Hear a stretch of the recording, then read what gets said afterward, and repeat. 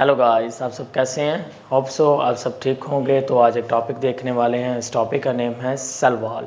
तो इस टॉपिक के अंदर जो चीज़ें डिस्कस करनी है उनके बारे में मैं आपको पहले थोड़ा सा बता देता हूँ। को हम देखेंगे कि सेल वॉल किस किस में मौजूद है। मीन्स प्रोकैरियोट्स में मौजूद है, यूकैरियोट्स में मौजूद है, प्लांट सेल में होती है या नहीं होती, एनिमल सेल में है या नहीं है, प्लांट सेल में अगर है तो क्यों है, अगर एनिमल सेल में नहीं है तो क्यों नहीं है, उनके रीजंस देखने वाले हैं। सेल वॉल एक नॉन लिविंग वॉल है, तो ये नॉन लिविंग वॉल क्यों है।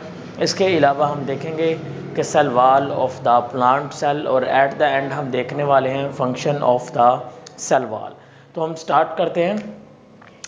Cell wall, a rigid wall, a rigid non living wall. तो एक रिजिड बहुत ही सख्त और नॉन लिविंग वॉल होती है सेल वॉल। तो नॉन लिविंग वॉल का कहने का मकसद ये है कि लिविंग, अगर मैं बात कर लेता हूँ ना किसी भी चीज़ की लिविंग की या लाइफ की बात करता हूँ, तो life, what is life and what is living organisms. So life is actually combination of chemical reactions. लेकिन इसके बरक्स अगर मैं बात करता हूँ, इसके बरक्स अगर मैं बात कर लेता हूँ सेल वॉल की, तो सेल वॉल के अंदर कोई भी केमिकल रिएक्शन नहीं हो रहा, नो केमिकल रिएक्शंस अकर। और इसके अलावा नो केमिकल रिएक्शन अकर। और दूसरी बात, हम जब भी लिविंग ऑर्गेनिजम्स की बात करते हैं तो हम कहते हैं कि लिविंग ऑर्गेनिजम्स ऑलवेज क्या करते हैं, ग्रोथ शो करते हैं। तो जो सेल वॉल है वो रिप्रोड्यूस नहीं होती। दैट्स वाई हम इस वॉल को क्या कहते हैं, रिप्रोड्यूस नहीं होगी। और इसी वजह से हम सेल वॉल को क्या कहते हैं, it is a non living wall of the cell. तो a rigid non living wall जो कहाँ मौजूद होगी, that is present outside the plasma membrane, जो प्लाज्मा मेम्ब्रेन में बाहर की तरफ मौजूद होगी प्लांट के सेल के अंदर। तो this one is a plant cell, ये प्लांट का सेल आ गया। तो प्लांट के सेल में अगर आप देखें तो प्लांट के सेल में सबसे जो आउटर वॉल होगी वो कौन सी होगी, सेल वॉल होगी। और सेल वॉल के अंदर की तरफ जो मेम्ब्रेन होगी, इस मेम्ब्रेन को हम नाम देंगे प्लाज्मा मेम्ब्रेन का नाम दे देंगे। तो प्लाज्मा मेम्ब्रेन से बाहर की तरफ, outside the plasma membrane, this one is a plant cell. तो प्लांट सेल में प्लाज्मा मेम्ब्रेन से बाहर की तरफ जो वाल होगी उस वाल को क्या कहेंगे, सेल वाल कहेंगे। और ये कौन सी वाल होगी, रिजिड होगी, बहुत सख्त होगी, और क्या होगी, नॉन लिविंग हो जाएगी। अब ये है कि अगर प्लांट सेल की, मैंने यहाँ पे कहा कि प्लांट सेल में प्लाज्मा मेम्ब्रेन से बाहर की जानिब है, तो प्लांट सेल में ये सेल वाल क्या काम कर रही है, कि प्लांट सेल में ये सेल वाल क्यों मौजूद होती है। तो ये देखिए ज़रा, अगर मैं प्लांट सेल की बात करता हूँ तो प्लांट के अंदर कोई भी स्केलेटन मौजूद नहीं है। तो प्लांट के अंदर स्केलेटन नहीं है, लेकिन उसके बावजूद अगर आप प्लांट को देखते हैं तो प्लांट आपको बिल्कुल इरेक्ट, सीधा खड़ा दिखाई देता है। क्यों, ऐसा क्या है भाई, प्लांट सीधा दिखाई दे रहा है। तो इसमें असल होता यूँ है कि अगर प्लांट के सेल की बात की जाए तो प्लांट के सेल में ना बड़े से होते हैं, लार्ज वैक्यूल्स होते हैं। लार्ज क्या होंगे, वैक्यूल्स होंगे। उन वैक्यूल्स के अंदर क्या होगा, वाटर होगा। वो जो वाटर होता है वो ना प्रेशर एक्सर्ट करता है। वो क्या करता है, जो वाल होगी प्लांट के सेल की, जो वाल होती हैं, उन वाल्स के ऊपर क्या करता है, प्रेशर एक्सर्ट करता है। उस प्रेशर को कहेंगे ट्रिगर प्रेशर का नाम देते हैं।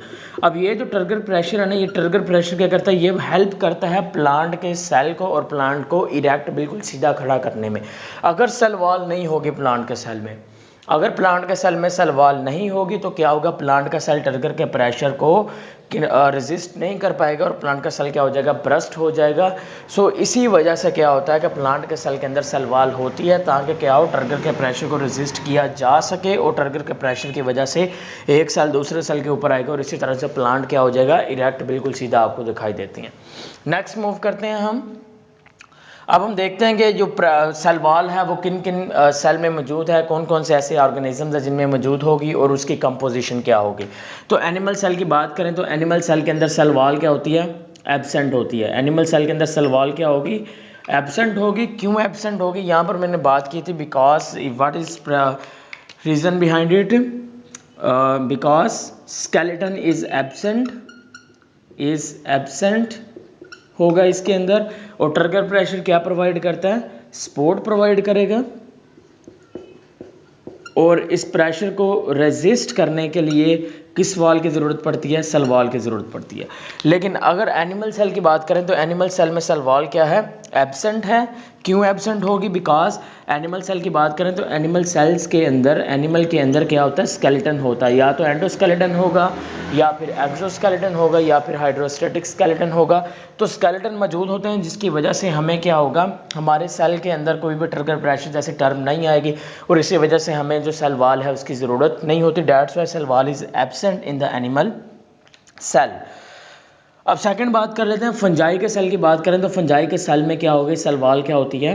प्रेजेंट होती है। लेकिन फंजाई के सेल की जो सेल वाल होती है ये मिलके बनती है काइटन से। किससे मिलके बनेगी? काइटन से मिलके बनती है। नेक्स्ट है प्रोक्रियूट्स। प्रोक्रियूट्स के सेल को देखते हैं। प्रोक्रियूटिक सेल एक ऐसा सेल जो बहुत ही सादा सेल होता है। जो सबसे पहले इस ज़मीन पर सेल मौजूद था वो कौन सा था? प्रोक्रियूटिक सेल है। तो अगर प्रोक्रियूटिक सेल की मैं बात करता हूँ तो प्रोक्रियूटिक सेल में क्या होगा? सेल वाल मौजूद होगी, लेकिन सेल वाल की जो कंपोजिशन होगी वो क्या होगी वो देखते हैं। सेल वाल तो है लेकिन ये इसकी कंपोजिशन होगी पेप्टाइडोग्लाइकन। किस चीज़ से मिलकर बनी है? पेप्टाइडोग्लाइकन से मिलके बनती है। अब ये जो पेप्टाइडोग्लाइकन है, ये यहाँ पर मैंने जो फंजाई के सेल वाल में काइटिन का जिक्र किया है, ये दोनों चीज़ें क्या हैं? ये दोनों चीज़ें होती हैं कार्बोहाइड्रेट्स हैं। क्या चीज़ें हैं? कार्बोहाइड्रेट्स होते हैं। यानी कि ऐसे कंपाउंड जो कार्बन और हाइड्रोजन और ऑक्सीजन से मिलकर बनेंगे वो कार्बोहाइड्रेट्स आ जाएंगे। नेक्स्ट वन इस बैक्टीरिया की बात करें तो देखें ज़रा बच्चे, जो बैक्टीरिया होते हैं, बैक्टीरिया का जो सेल है वो कौन सा सेल आ जाएगा? प्रोकैरियोटिक सेल है। तो प्रोकैरियोटिक सेल में सेल वाल मौजूद है, तो इसका मतलब है बैक्टीरिया के सेल में भी सेल वाल मौजूद होगी। इसके अलावा अगर मैं बैक्टीरिया की जगह में बात कर लेता हूँ साइनोबैक्टीरिया की, तो साइनोबैक्टीरिया भी, या फिर ब्लू ग्रीन एल्गी की बात कर लेता हूँ तो ब्लू ग्रीन एल्गी को ही हम क्या नाम देते हैं? साइनोबैक्टीरिया का नाम देते हैं। इसका मतलब है जो सेल वाल है वो इसके अंदर भी क्या होगी? मौजूद होगी। तो कंपोजिशन क्या होगी? क्योंकि ये बैक्टीरिया के सेल प्रोकैरियोटिक सेल है तो कंपोजिशन वही आ जाएगी जो कि प्रोकैरियोटिक सेल में है। यानी कि यहाँ पर मैं कंपोजिशन में लिखने वाला हूँ पेप्टाइडोग्लाइकन लिखने वाला हूँ। पेप्टाइडोग्लाइकन आ जाएगी कंपोजिशन के अंदर मेरे पास। Next one is a plant cell. Plant cell में सेल वाल है कि नहीं? बिल्कुल स्टार्ट से हमने यही देखा कि प्लांट के सेल के अंदर क्या होगी? सेल वाल मौजूद होगी। लेकिन ये जो सेल वाल होगी it is made up from, ये ना तो काइटिन से मिलकर बनी है ना पेप्टाइडोग्लाइकन से, बल्कि ये मिलकर बनती है सेलुलोज से मिलकर बनती है, सेलुलोज से। अब बात कर लेते हैं नेक्स्ट, एनिमल लाइक प्रोटिस्ट, यानी कि ऐसे प्रोटिस्ट जो किससे मुशाबत रखते हैं? एनिमल से। एनिमल के सेल में सेल वाल क्या है? एब्सेंट है। इसका मतलब जो एनिमल से रिलेटेड जानदार होंगे उनके अंदर भी सेल वाल क्या होगी? एब्सेंट होगी। Last one is plant like protist. Plant से रिलेट करेंगे, कुछ जानदार होंगे जो प्लांट से रिलेट करेंगे, प्लांट के अंदर सेल वाल है तो इसका मतलब है इनके अंदर भी सेल वाल क्या होगी? मौजूद होगी। अब नेक्स्ट हम मूव करते हैं प्लांट की सेल वाल के बारे में, इसके ज़रा स्ट्रक्चर को समझने की कोशिश करते हैं क्या है ये। तो प्लांट की सेल वाल को अगर देखें ना, this one is a plant cell, ये प्लांट का एक सेल, दूसरा सेल, तीसरा, ये काफ़ी सारे मैंने यहाँ पर सेल्स बनाए हैं। तो ये जो ब्लू वाली लाइन मैंने यहाँ पर ड्रॉ की है, दिस वन इज़, ये सेल वाल की सबसे बाहर वाली वाल है। तो जिस तरह सेल वाल है ना, बिल्कुल लाइक डैट, अगर मैं कहता हूँ ये है सेल की सेल वाल, यानी कि ये मेरे पास एक सेल है,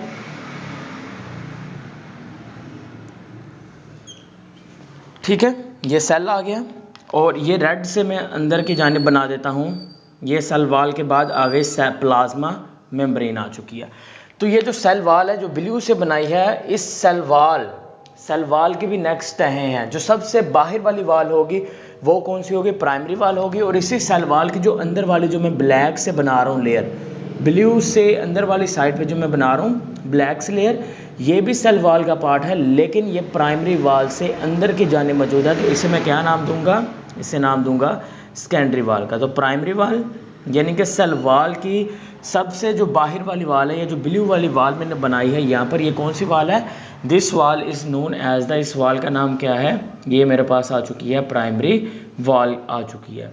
उसके बाद नेक्स्ट ये जो ब्लैक वाली मैंने यहाँ पर बनाई है, ये कौन सी वाल आ गई? सेकेंडरी वाल आ गई। सेम देखिए मैं डेफिनेशन कैसे बना रहा हूँ, यानी कि द आउटर मोस्ट वाल, सेल वाल की सबसे जो बाहर वाली वाल आ गई, उस वाल को क्या कहेंगे, प्राइमरी वाल का नाम देंगे। और प्राइमरी वाल से अंदर की जानिब the wall that is present inside the primary wall is known as a secondary wall. तो प्राइमरी वाल की कंपोजिशन में क्या आ जाएगा, किस चीज़ से मिलकर बनी है, सेलुलोज से। लेकिन जो सेकेंडरी वाल होगी वो किस चीज़ से मिलकर बनेगी, वो लिग्निन के साथ साथ काफ़ी सारे कंपाउंड्स आ जाएंगे, केमिकल्स आ जाएंगे, जिनमें पेक्टिन आ जाएगा, काफ़ी कुछ आ जाएगा। तो उन सब चीज़ों से मिलकर कौन सी वाल बन जाएगी, सेकेंडरी वाल बन जाएगी। क्लियर हो गया पॉइंट। अब लास्ट वन हम यहाँ पर बात कर लेते हैं। This one is a cytoplasm. Plants के सेल के अंदर non viscous and non transparent fluid भी होता है। Non viscous and non transparent fluid भी होगा। और ये जो नॉन विस्कस और नॉन ट्रांसपेरेंट फ्लूइड होगा सेल की अंदर, उसको हम क्या नाम देंगे, this one is known as the cytoplasm. Plasm का नाम देते हैं। तो साइटोप्लाज्म के अंदर क्या होगा, काफ़ी कुछ केमिकल्स मौजूद होते हैं, एंजाइम्स मौजूद होते हैं। अब होगा कुछ यूँ कि जो सेल एक दूसरे के साथ बिल्कुल मौजूद हैं, क्लोजली आपस में अटैच होते हैं प्लांट के सेल। तो क्या होगा, इनकी सेल वाल के दरमियान इस तरह से पोर्स होंगे। सेल की सेल वाल्स के दरमियान क्या होंगे, पोर्स होंगे। इन पोर्स से क्या होगा कि सेल क्या कर लेगा, अपने दरमियान जो यानी कि साइटोप्लाज्म है या फिर जो मटेरियल है उसको क्या कर लेगा, एक्सचेंज कर लेगा with the help of this pores. तो हम कैसे इसको करेंगे, तो मैं यहाँ पर कहने वाला हूँ कि प्लांट जो सेल है, प्लांट का सेल क्या करने वाला है, मटेरियल को एक्सचेंज करेगा through the pores that is present in the cell wall. और ये जो पोर्स जो कि सेल वाल के अंदर मौजूद होंगे, इन पोर्स को हम नाम देंगे, इसको हम कहते हैं प्लाज्मोडर्माटा। इनको क्या कहेंगे, प्लाज्मोडर्माटा। तो प्लाज्मोडर्माटा को आप 2 से 3 तरह से आप डिफ़ाइन कर सकते हैं। एक डिफ़ाइन इसकी ऐसे बन जाएगी, pores are present in the cell wall through which the material movement of material takes place between two different cell is known as the plasmodesmata। या फिर हम plasmodesmata को कहेंगे। Plasmodesmata are actually the cytoplasmic strand between two cells through which the movement of materials takes place is known as प्लाज्मोडर्माटा। और एक और बात जो मोस्टली जो सेल की, प्लांट के सेल की होती है ना, प्लांट के सेल में सिर्फ प्राइमरी वाल ही मौजूद होती है। लेकिन कुछ सेल्स, जैसा कि मैं जाइलम के सेल्स की बात कर लेता हूं, तो जाइलम के सेल क्या होते हैं, बहुत ज़्यादा थिक होते हैं। वो सेल्स जो बहुत ज़्यादा थिक होंगे, उनके अंदर कौन सी वाल होगी, प्राइमरी वाल के अंदर की जानिब इस तरह से पहले प्राइमरी वाल बनेगी, और प्राइमरी वाल के बाद इसके अंदर की जानिब इस तरह से एक और वाल बनती जाएगी। और वो जो वाल बनेगी, उस वाल को हम क्या नाम दे देंगे, सेकेंडरी वाल का नाम दे देंगे। और आप सबको पता है भाई, जो सेल वाल है, दिस वाल इज़ अ नॉन लिविंग वाल, इट इज़ अ डेड वाल। ठीक है, अब इसके फंक्शंस की बात कर लेते हैं। तो पहला काम क्या है, पहला सेल वाल का काम ये है कि ये शेप को क्या करेगी, मेंटेन करेगी। इट्स शेप को क्या कर रही है, मेंटेन कर रही है। पॉइंट नंबर सेकंड, यानी कि क्योंकि एक रिजिड वाल होगी तो सेल की शेप को मेंटेन करने में क्या करेगी, बहुत ज़्यादा हेल्पफुल होती है। सेकंड पॉइंट इज़ दैट ये बैरियर के तौर पर एक्ट करती है। बैरियर के तौर पर इस तरह एक्ट करती है कि जो मटेरियल की मूवमेंट है वो सेल के अंदर की तरफ मूवमेंट या सेल से बाहर की तरफ मूवमेंट को क्या करेगी, रेजिस्ट करेगी। तो इसी वजह से हम क्या कह रहे हैं, ये एक बैरियर के तौर पर काम करती है। ठीक है, तो यहाँ तक आपका हो गया cell wall. So hope so you will have clear the concept of the cell wall. तो ये वाली जो चीज़ें हैं, प्रेजेंस ऑफ सेल वॉल किस में मौजूद है और कंपोजिशन क्या है, ये वाली जो चीज़ है ये आपके हैं MCQs के लिए। This one is for MCQs, ये बच्चे आपके MCQs के लिए है। और अगर लॉन्ग क्वेश्चन में पूछा तो नहीं जाता, 9th क्लास का ये टॉपिक है तो पूछा तो नहीं जाएगा, लेकिन अगर पूछ लिया गया तो फिर आपको ये इस तरह से बिल्कुल पूरा लिखना पड़ेगा। और इसके अलावा अगर शॉर्ट क्वेश्चन में पूछा गया तो आपसे प्राइमरी वाल, सेकेंडरी वाल या फिर शॉर्ट क्वेश्चन में इसके फंक्शंस पूछ लिए जाएंगे। और अगर पूछा गया MCQs में तो प्राइमरी वाल किस चीज़ से मिलकर बनी है, it is made up from the cellulose and the secondary wall is made up from the, किस चीज़ से मिलकर बनती है, उसमें मेन जो केमिकल होगा वो क्या होगा, लिग्निन होगा। So okay.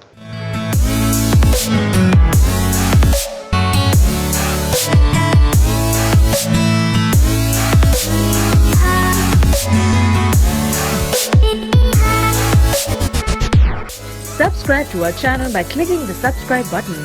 Click the bell button and enjoy the latest uploads from our channel.